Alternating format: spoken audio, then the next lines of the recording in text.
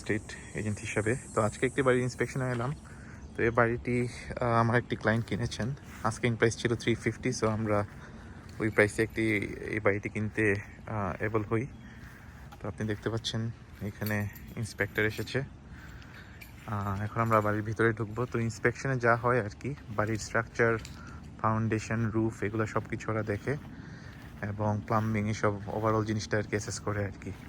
তো আমি step by step সব কিছু আপনাকে দেখানোর চেষ্টা করব যখন আর কি ওরা ইন্সপেকশন করবে, তাতে আর কি আপনাদের বুঝতে সুবিধা হবে আর কি একটি বাড়ির ইন্সপেকশনে কী কী হয়।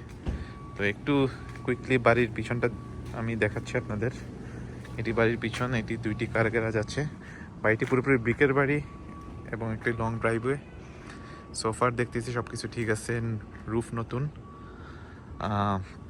সো দেখি কি হয়, ইনশাল্লাহ আমি আপনাদের আরও আপডেট দিব যখন ইন্সপেকশনগুলো হবে আর কি।